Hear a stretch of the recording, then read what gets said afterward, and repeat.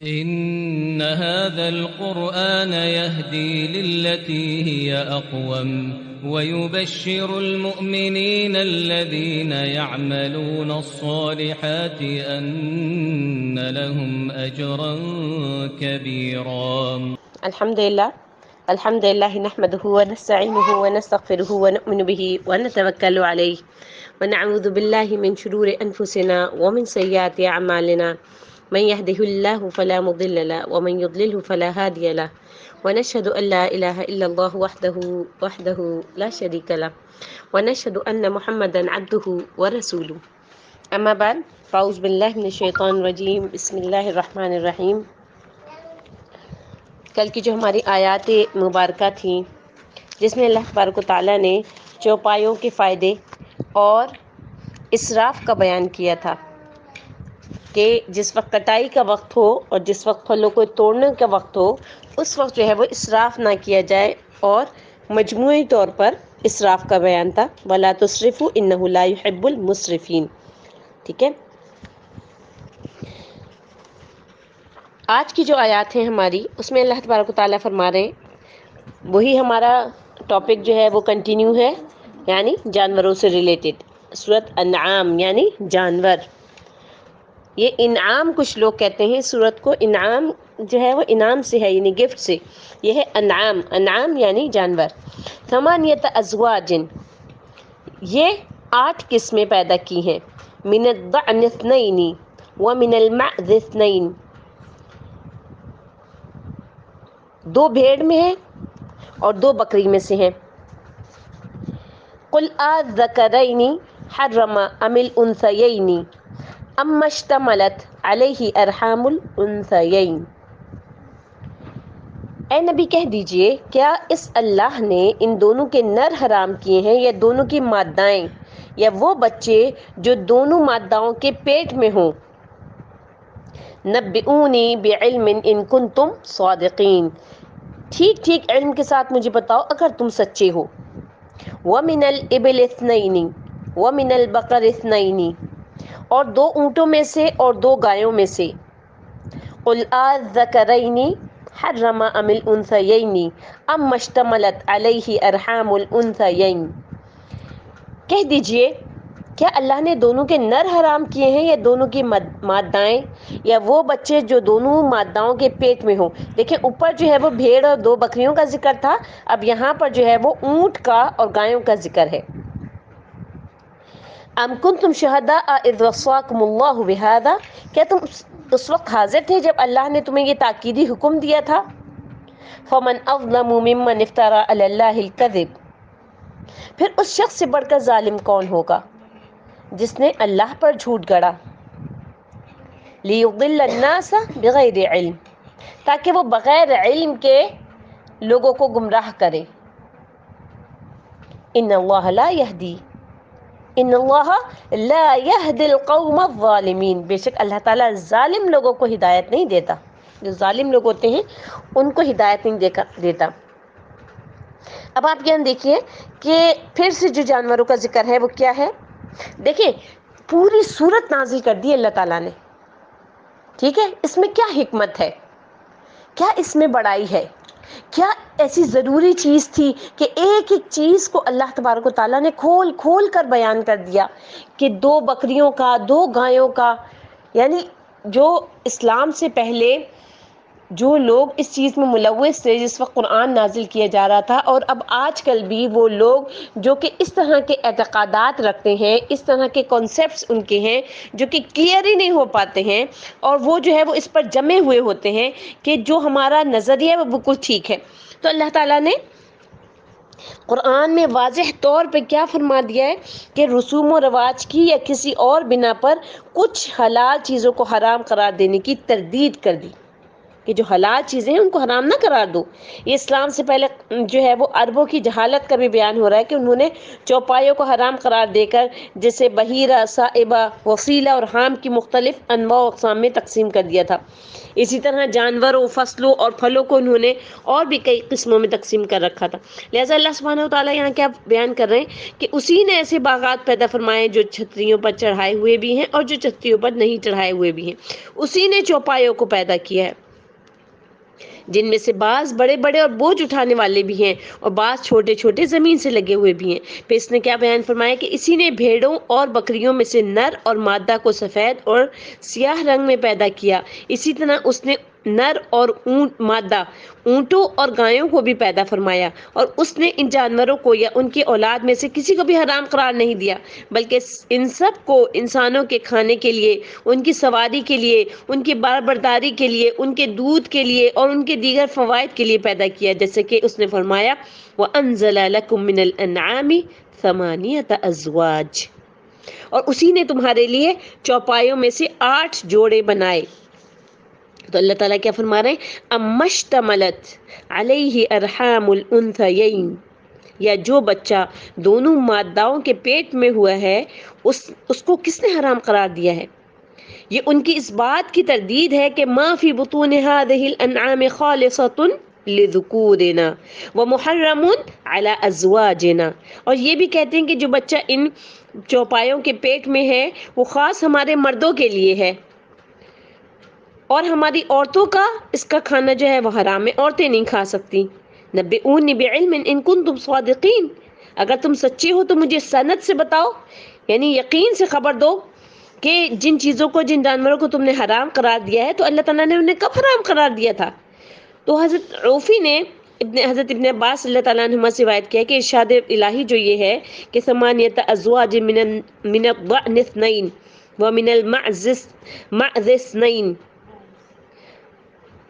معزز نئین، یہ 2 چھوٹے چوپائے 8 قسم کے ہیں، 2 بھیڑوں میں سے اور 2 بکریوں میں سے، ایک نر اور ایک مادہ، یہ 4 قسمیں ہوئیں. قل الذکرین حرم ام الانثیین، اے پیغمبر ان سے پوچھیں کہ اللہ نے دونوں کے نر کو حرام کیا ہے یا دونوں کی ماداؤں کو، یعنی اللہ تعالیٰ نے فرمایا کہ میں نے تو ان میں سے کسی چیز کو حرام قرار نہیں دیا، یا جو ان کے پیٹوں میں جو بچے ہیں ان کو بھی حرام نہیں قرار دیا. تو پھر کیا بات ہے کہ تم بعض کو حلال قرار دیتے ہو اور بعض کو حرام قرار دیتے ہو؟ ٹھیک ہے، اگر تم سچے ہو اس بات میں کہ اللہ تعالیٰ نے ایسا کچھ فرمایا ہے تو ٹھیک ہے، تم جو ہے مجھے اس کی دلیل دو. اللہ تعالیٰ کہہ رہے ہیں ام کنتم شہداء اذ وصاکم اللہ بہذا، بھلا جس وقت اللہ نے تم کو اس کا حکم دیا تھا تو تم اس وقت موجود تھے یا تم نے خود سے کچھ چیزیں جو ہے وہ حرام قرار دے لی اور ان کی حرمت جو ہے پھر اللہ تعالیٰ کی طرف سے منسوب بھی کر دی کہ اللہ تعالیٰ نے کہا ہے. جیسے ہم میں سے بعض لوگ ایسا کرتے ہیں نا کہ غلط حدیث بیان کر کے، جس کے نہ کوئی سر ہے نہ پیر، نبی کریم صلی اللہ علیہ وسلم کے ساتھ منسوب کر دیتے ہیں. آپ کو پتہ ہے کہ کوئی جھوٹ جو کہ اللہ پر باندھا جائے یا نبی پر باندھا جائے اس کا اتنا سخت گناہ ہے کہ قیامت کے دن جو ہے وہ اس کی بہت شدید طریقے سے پکڑ ہوگی. اور ہم میں سے بعض علماء ایسے ہی بس اپنی طرف سے کہہ دیتے ہیں. اس لیے جو ہے جب آپ سے کبھی بھی کوئی مسئلہ پوچھا جائے یا کسی مسئلے کا آپ کو علم ہے لیکن آپ اس بات سے ڈر رہے ہیں کہ پتہ نہیں یہ ٹھیک ہے یا نہیں، پہلے تو اس کی تحقیق ضرور کریں. تحقیق کے بعد یہ ضرور کہا کریں واللہ تعالی عالم بالصواب، کہ اللہ تعالیٰ صحیح بات کو زیادہ جاننے والا ہے. تو اس طرح سے کیا ہوگا کہ آپ کے اوپر اگر اللہ نہ کرے کچھ غلط بیانی بھی ہو گئی تو بھی جو ہے وہ انشاءاللہ گناہ نہیں آئے گا، یہ جملہ کہہ دینے سے واللہ تعالی عالم بالصواب، کہ اللہ تعالیٰ صحیح بات کو زیادہ جانتا ہے. ٹھیک ہے، اور پھر جس انسان کے اندر بھی جستجو ہوتی ہے یا صحیح بات کی تڑپ ہوتی ہے، طلب ہوتی ہے، اللہ تعالیٰ اس کو خود بخود ہدایت دے دیتے ہیں. بس اپنے اندر تڑپ رکھیے، بس اپنے اندر جو ہے وہ اس بات کی کوشش رکھیے کہ اللہ تعالیٰ آپ ہمیں صحیح دین ہم تک پہنچا دیجئے. کہیں ایسا نہ ہو کہ ہم اس غلط فہمی میں رہ جائیں کہ ہم صحیح عمل کر رہے تھے اور جیسے ہی ہماری آنکھیں بند ہو تو ہمیں پتہ چلے کہ تو ہمارے سارے کے سارے اعمال اکارت چلے گئے. تو اللہ تبارک و تعالیٰ یا رب ایسا نہ ہو. تو ہر وقت اس بات سے ڈرتے رہا کریں. کوئی بھی انسان پرفیکٹ نہیں ہے، کوئی انسان بھی کامل نہیں ہے. ہمارا نام ہی اللہ تعالیٰ نے انسان رکھا ہے، ہم خطا کے پتلے ہیں. بہت ساری چیزیں ہوتی ہیں جو اب ہمارے سمجھ میں آ رہی ہوتی ہیں، کوئی بات نہیں، کوئی ایسی برائی کی بات نہیں کہ آپ کہہ دیں کہ مجھ سے یہ غلطی ہو گئی یا میں نے یہ بیان میں یہ والی بات غلط کہہ دی تھی. اپنی اصلاح کر لیجئے اور لوگوں کو بتا دیجئے جہاں کہیں بھی غلطی ہوئی ہے. یا یہ کہنے میں ہرگز شرم محسوس نہ کیجئے کہ مجھے یہ والی بات معلوم نہیں ہے. تو اللہ تعالیٰ کہہ رہے ہیں کہ جو تم جھوٹ باندھتے ہو اللہ تعالیٰ کے اوپر بغیر علم کے، فمن اظلم ممن افترى علی اللہ کذبا، کس لیے کذب کرتا ہے وہ، کس لیے جھوٹ مانتا ہے؟ اللہ تعالیٰ کہہ رہے ہیں اس شخص سے زیادہ ظالم کون ہو سکتا ہے جو اللہ پر جھوٹ باندھے. کس لیے؟ لیضل الناس بغیر علم، تاکہ بغیر علم کے وہ لوگوں کو گمراہ کرے. تو اس شخص سے بڑھ کر اور کوئی ظالم نہیں ہے. ان اللہ لا يهدي القوم الظالمین، اللہم لا تجعلنا منہم یا رب العالمین. ہمیں ان لوگوں میں سے نہ کیجیے گا یا اللہ، ہم بہت خطا کار ہیں یا رب العالمین، بہت گناہ گار ہیں، ہمارے پاس علم کا جو عین ہوتا ہے وہ بھی نہیں ہے. یا اللہ آپ اپنی رحمت سے، آپ اپنی جو آپ کی قدرت کاملہ ہے اس کے ذریعے سے آپ ہمیں توفیق عطا فرما دیجئے کہ ہم سیدھے راستے پر چلنے والے بن جائیں. ہمیں جو کچھ چند باتیں پتہ ہیں یا رب العالمین ان کو صحیح طریقے سے لوگوں تک پہنچانے کی ہمیں توفیق عطا فرما دے. بس اپنے دل میں اس بات کی تڑپ پیدا کر لیجئے کہ یا اللہ مجھے قرآن سے جڑنا ہے، مجھے قرآن کو پھیلانا ہے انشاءاللہ. اور یا اللہ اگر کہیں پر مجھ سے غلطی ہو رہی ہے تو آپ اس کی اصلاح فرما دیجیے گا. میں عالم نہیں ہوں لیکن یا رب العالمین آپ عالم ہیں، آپ جانتے ہیں کہ کس جگہ میں نے غلطی کی، کس جگہ میری زبان لڑکھڑا گئی، کس جگہ میں نے جانتے بوجھتے غلطی کی، یا کس جگہ پر مجھ سے انجانے میں غلطی ہو گئی. یا رب العالمین آپ اچھی طریقے سے جانتے ہیں. اللہ تعالیٰ کہہ رہے ہیں ان اللہ لا يهدي القوم الظالمین، اللہ تعالیٰ ظالم لوگوں کو ہدایت نہیں دیتا. اس آیت کریمہ کا سب سے پہلا مصداق جو ہے وہ عمر بن لحی بن قمعہ ہے، کیونکہ یہ سب سے پہلا وہ شخص تھا جس نے انبیاء کرام کے دین کو بدلا تھا اور صائبہ، وسیلہ اور حام کی رسموں کو ایجاد کیا تھا، جیسے کہ صحیح بخاری کی صحیح حدیث سے یہ بات ثابت ہے. تو اب آپ دیکھیے کہ جو شخص بھی دین میں کوئی نئی بات نکالتا ہے، اپنی طرف سے کوئی نئی بات ایجاد کرتا ہے، تو پھر اس کے بعد وہ جتنے لوگوں تک وہ بات پہنچتی ہے، پھر ان کی اولادوں تک، پھر ان کی اولادوں تک، تو اس شخص پر سارا گناہ جا رہا ہوتا ہے. دیکھیے کس طریقے سے، جیسے اللہ تبارک و تعالیٰ نے صدقہ جاریہ، ثواب جاریہ کے لیے ثواب کی بے انتہا جو ہے وہ لمبی چوڑی لائن لگا دی ہے کہ آپ کسی کو ایک اچھی بات بتاتے ہیں اور وہ اس پر عمل کرتا ہے تو آپ کو اس کا ثواب ملتا رہتا ہے. آگے سے وہ جتنے لوگ بھی عمل کرتے رہیں آپ کو اس کا ثواب ضرور ملتا رہے گا، اور آپ کو جس نے بتایا ہے اس کو ثواب ملتا رہے گا، اور اسی طریقے سے یہ چین چلتی رہتی ہے. تو اسی طریقے سے گناہ کے لیے پیاری بہنوں بہت احتیاط کیا کیجیے، بہت محتاط رہا کیجیے کہ آپ کا کیا ہوا ایک گناہ، آپ کو دیکھ کر کرنے والا گناہ، آپ کا بتایا ہوا ایک گناہ جتنے لوگوں تک پہنچے گا، جتنے لوگوں کو اس گناہ کی ترغیب ہوگی، آپ کو گناہ ملتا رہے گا. تو اب تک کی زندگی میں ایسا کوئی بھی کام ہوا ہے، ایسی کوئی بھی غلط بات ہوئی ہے جب ہم اپنے زمانہ جاہلیت میں تھے، ہمیں نہیں پتہ تھا. کچھ لوگوں کی فلمیں دیکھنے کی عادت ہوتی ہے، ان کو نہیں پتہ تھا کہ یہ اتنا بڑا گناہ ہے. اب اللہ تعالیٰ نے ان کو ہدایت دے دی، الحمدللہ اب وہ نہیں دیکھتے. میوزک سننے کی عادت تھی، تو جس وقت عادت تھی اس وقت ایک دوسرے کو فارورڈ بھی کرتے تھے، اس وقت ایک دوسرے کو بتاتے بھی تھے. کالجز اور اسکولز میں جو ہے وہ ایک دوسرے سے ڈسکشن بھی کرتے تھے کہ فلانی فلم بہت اچھی ہے، تم ضرور جا کر دیکھنا. اس نے آگے کسی کو بتائی، اس نے آگے کسی کو بتائی، تو وہ گناہ جاریہ چلتا رہے گا پھر آپ کے لیے. تو اب کس چیز کی ضرورت ہے کہ ایسے گناہوں پر اللہ تعالیٰ سے استغفار کر لیجئے کہ یا اللہ یہیں پر اسٹاپ کر دیجئے. یا اللہ میں نے اب آپ سے معافی مانگ لی. یا اللہ جتنے لوگ مجھ سے متاثر ہو کر اس گناہ کو انجام دے رہے ہیں، یا رب العالمین آپ مجھے معاف کر دیجئے اور ان سب کو بھی ہدایت دے دیجئے.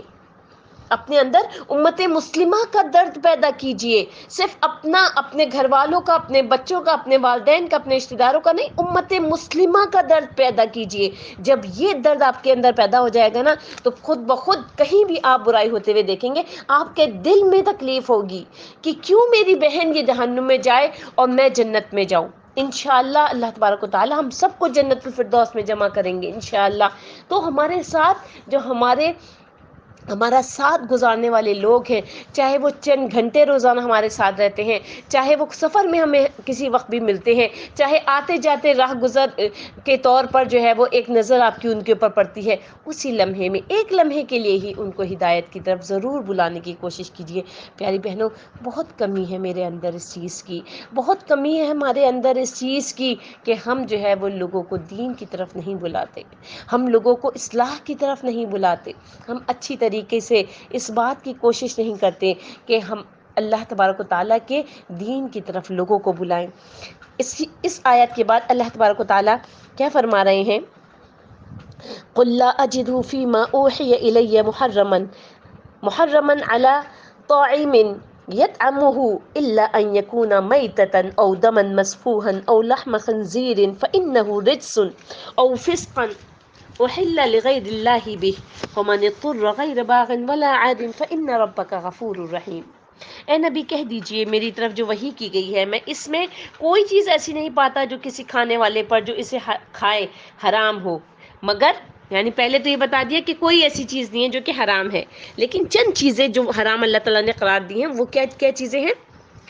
مگر یہ کہ وہ مردار ہو، میتتن او دمن مسفوحا، یا بہایا ہوا خون، یعنی خون بہا دیا گیا، اب وہ خون نہیں پیا جا سکتا، او لحم خنزیر، یا سور کا گوشت، فإنہ رجس، کہ وہ ناپاک ہے، یا وہ فسق ہو کہ ذبح کرتے وقت اس پر اللہ کے سوا کسی اور کا نام پکارا گیا ہو۔ اب یہ ساری چیزیں تو حرام ہو گئی، پھر اللہ تعالیٰ نے ایک اور آسانی کیا فرمائی، پھر جو شخص مجبور ہو جائے، بشرطہ کہ وہ سرکشی کرنے والا نہ ہو اور حد سے گزارنے والا نہ ہو، تو بے شک آپ کا رب بڑا بخشنے والا، نہایت رحم کرنے والا ہے۔ یعنی جہاں کہیں مجبوری آ گئی ہے، مجبور ہو گیا، مرنے کے قریب ہو گیا ہے، یہ اس کے لیے ہے۔ تو ان آیات میں اللہ تبارک و تعالیٰ کیا فرما رہے ہیں؟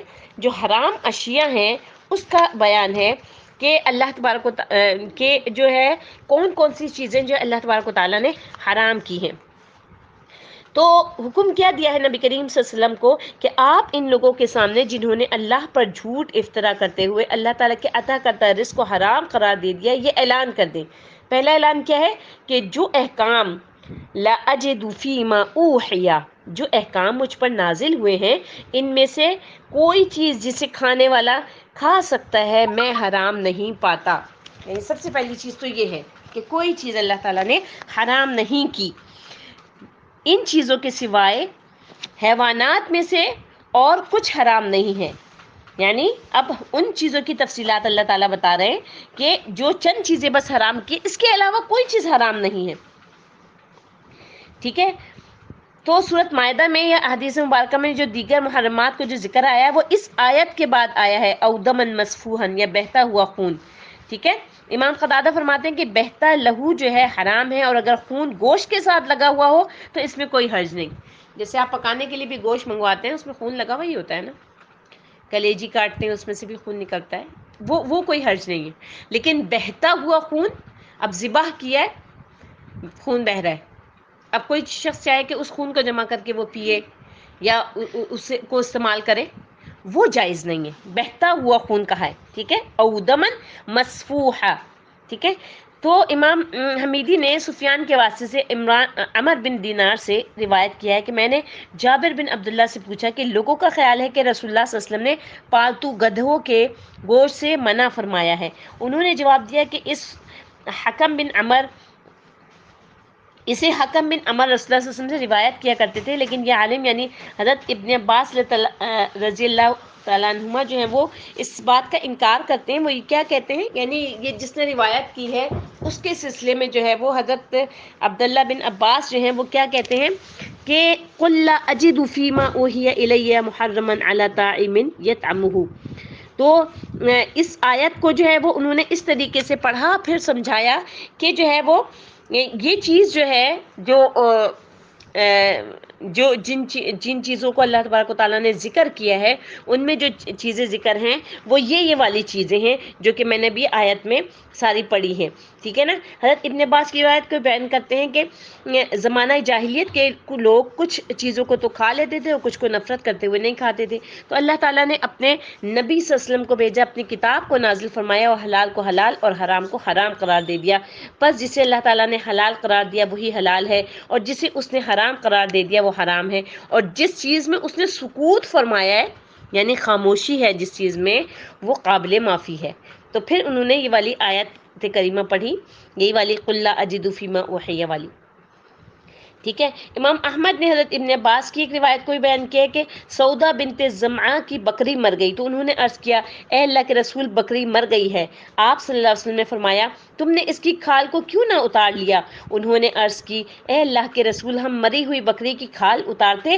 رسول اللہ صلی اللہ علیہ وسلم نے فرمایا اللہ تعالیٰ کا ارشاد گرامی ہے قل لا اجد فیما اوحی الی محرما علی طاعم، کہہ دیجئے کہ جو احکام مجھ پر نازل ہوئے ہیں ان میں سے کوئی چیز جسے کھانے والا کھائے حرام نہیں پاتا سوائے اس کے کہ وہ مرا ہوا جانور ہو یا بہتا ہوا خون ہو یا سور کا گوشت، اور تم اسے کھاتے تو نہیں ہو، یعنی کھال کو تم کھاتے تو نہیں ہو، تو اللہ تعالیٰ نے تو کھانے کا منع فرمایا، لہٰذا اسے رنگ لو اور اس سے فائدہ اٹھا لو، یعنی مر گیا نا جانور، مرا ہوا جانور حرام ہے تو اس کی کھال اتاری جا سکتی ہے اور اس کی کھال سے فائدہ اٹھایا جا سکتا ہے۔ تو حضرت سودر اللہ تعالیٰ نے پیغام بھیج کر اس کی کھال کو اتروا لیا، اسے رنگ لیا اور اس سے ایک مشکیزہ بنا لیا جو ہے وہ استعمال کرتی رہی حتیٰ کہ وہ پھٹ گیا۔ اسے امام بخاری اور امام نسائی وغیرہ نے روایت کیا ہے، ٹھیک ہے۔ تو ارشاد باری تعالیٰ فمن اضطر غیر باغ ولا عاد، پھر اگر کوئی مجبور کر دیا جائے تو لیکن نہ تو نافرمانی کرے اور نہ حد سے باہر نکل جائے، یعنی اگر کوئی شخص ان اشیاء میں سے کسی کو کھانے کے لیے مجبور ہو جائے جنہیں اللہ تعالیٰ نے اس آیت کریمہ میں حرام قرار دیا ہے، بشرطے کہ وہ نافرمانی کا ارتکاب کرنے والا نہ ہو اور نہ ہی حد سے تجاوز کرنے والا ہو، یعنی بس اتنا کھائے کہ جتنا جو ہے وہ زندہ رہ سکے، ٹھیک ہے نا۔ تو اب دیکھیں کہ کیا ہوتا ہے ہمارے معاشرے میں اللہ تعالیٰ کے نام کے علاوہ بھی کئی جانور قربان کیے جاتے ہیں۔ اچھا اب یہ والی چیز ہے کہ اضطراری جو کیفیت ہے اس کے بارے میں میں بھی آپ کو بتاتی ہوں کہ جو ہے وہ جیسے کہ اللہ تعالیٰ کے علاوہ بھی اور ناموں پر جانور قربان کیے جاتے ہیں، اولیاء کرام کے نام پر لوگ جانور قربان کرتے ہیں، پیروں کے نام پر، فقیروں کے نام پر، قبروں پہ جو ہے وہ چڑھاوے چڑھاتے ہیں۔ تو ان میں تو اللہ سبحانہ وتعالیٰ نے جو چیزیں حرام کی ہیں ان میں مردار خون، خنزیر کا گوشت اور بہتا ہوا خون، جیسے کہ میں نے بھی آپ کو بتایا، تو یہ ساری چیزیں جو ہیں حرام ہی ہیں، ٹھیک ہے نا، کیونکہ وہ ناپاک ہیں یا فسق ہیں۔ اب فسق میں جو ہے وہ اللہ تعالیٰ نے اسی لیے اسپیشل آگے کیا کہا ہے کہ جس پر اللہ کے علاوہ کسی اور کا نام لیا جائے، ٹھیک ہے نا، احل لغیر اللہ بہ، چاہے وہ جانور ہو، چاہے کھانا ہو، چاہے کسی بھی قسم کا چڑھاوا ہو، وہ سب کچھ حرام ہے، ٹھیک ہے۔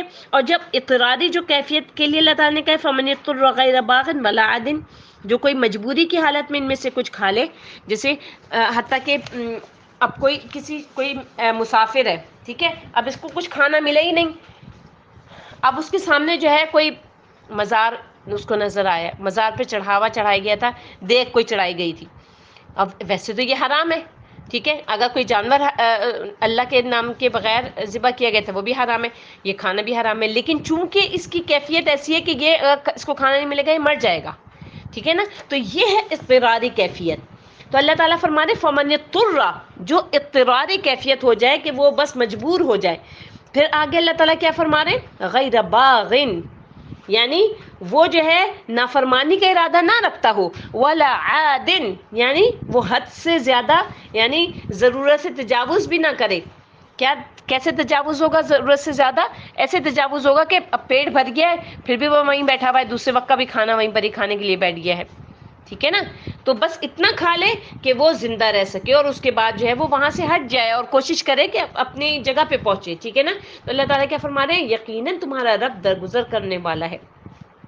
تو حرام کو نہیں کھایا جا سکتا الا یہ کہ اضطراری کیفیت ہو، اور اس میں شرط کیا ہے کہ انسان اس کا عادی نہ ہو جائے، ایڈکٹ نہ ہو جائے کہ بس اتنا کھائے کہ اس کی جان بچ جائے، اور غیر اللہ کے نام پر کسی چیز کو ذبح کرنا، قربان کرنا اور کھانا، یہ ساری چیزیں جو ہے اللہ تبارک و تعالیٰ کے نزدیک انتہائی ناپسندیدہ ہیں۔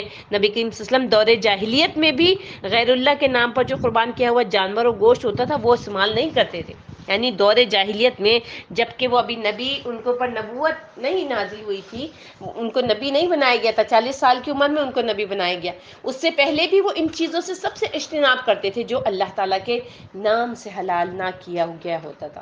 یعنی اتنے پاکیزہ ہمارے نبی تھے، اتنی ان کے اندر پاکیزگیت تھی کہ اس اسلام سے پہلے بھی یعنی جو مشرکین عجیب عجیب قسم کی حرکتیں کرتے تھے اور کھیل اور کود اور لہو اور لعب میں مشغول رہتے تھے، وہ کبھی ان کے ساتھ نہیں جاتے تھے۔ یہ چیز ہوتی ہے کہ انسان کے اندر اچھائی ہو، انسان کے اندر یہ خوبیاں ہوں۔